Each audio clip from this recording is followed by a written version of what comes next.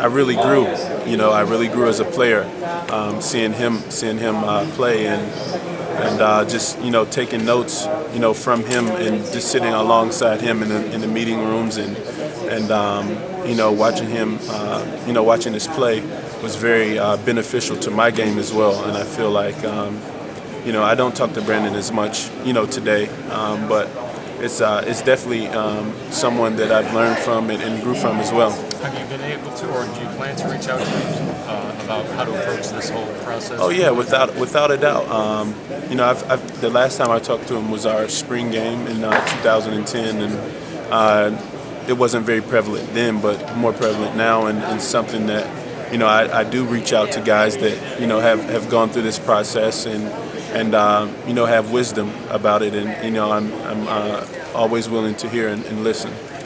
Craig, you said you changed positions a lot through your career, even dating back to high school. What do you think you bring to the table that makes you an NFL caliber wide receiver?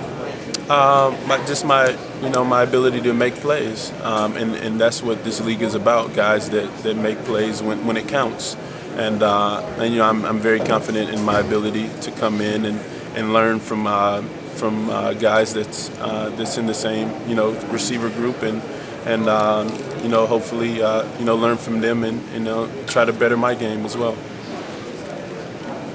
Greg, the fact that you weren't able to play any of the senior All-Star games obviously suspended. Do you feel extra pressure to perform well this week? No, I don't feel any pressure at all. I'm very confident in my ability, and sometimes when you do feel pressure, it's something maybe you're not prepared for. And I've spent the time that I was suspended, and I took that into stride. And I was very hard working on myself and tried to push myself because I know that I was starting behind the ball, so to speak. So it was something that I was very hard on myself about. What did you measure today, height and weight?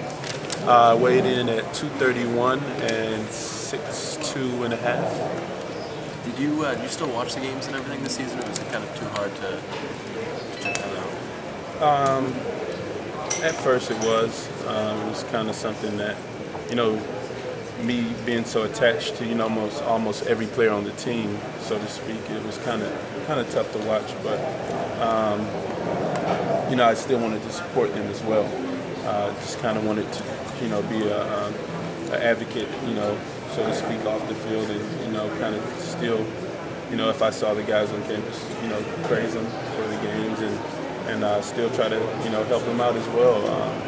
So I mean, it was something that it was tough in the beginning, but it grew as well.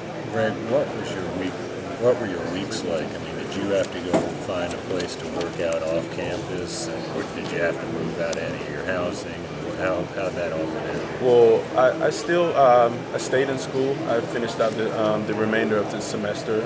I trained in Durham back at my high school with an MMA fighter that I met. So it was the most unorthodox training I've ever done, but it also put me in the best shape of my life. I've never done anything like that in a training camp, in an OTA, anything like that, to where to go into postseason training, and it just put me at a very advantage. What's his name? The trainer? Wayne Hunter. What's the name? W-A-Y-N-E or? Yeah, W-A-Y-N-E. Was he an MMA trainer or fighter?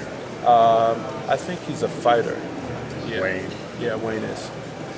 You mentioned big plays, or the ability to make plays as a strength of yours. What area of your game, given your relative newness to the position, do you think you need to work on most? I'm a student of the game, and that's something that I took very early in my career, playing behind Brandon, and that was just something that I always wanted to do more. It's just, you can never study enough film, you can never catch enough balls, and that's something that I have to watch myself on, because sometimes I do overtrain, and with that you don't receive proper rest and recovery, and that's something that is very serious these days. So I mean, I still have to put in the work during the week to feel confident about my game on on game day. And you said you weighed in at about 230? 231. But you feel like you're in the best shape of your life? Best shape of my life I've ever been in. Really? Now, you don't come across, as someone who's meeting you for the first time, come across as a guy that would get into any kind of hot water.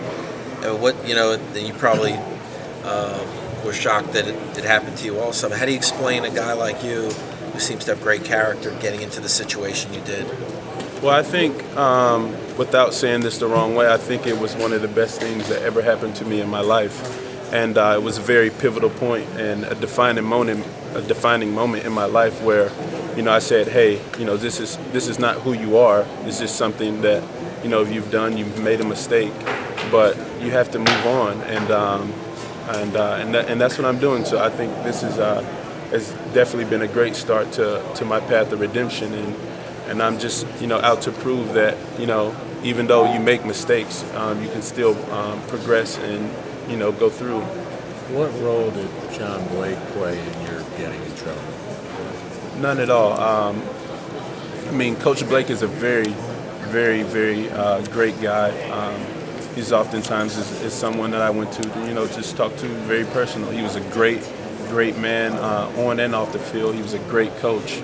And did he line up any of the trips you took or no, any sir. of it? No, sir. Is there anything, do you feel like there's anything the NCAA or your school UNC could have done to better educate you, or did you know what you were doing was wrong? I feel like it was just something that if you don't know, ask. If you don't know, ask. And that would have, I think, alleviate a lot of problems. But, it's some accountability on my part as well. I knew what I was doing was wrong, and for me to be that naive and ignorant about it was stupidity on my part.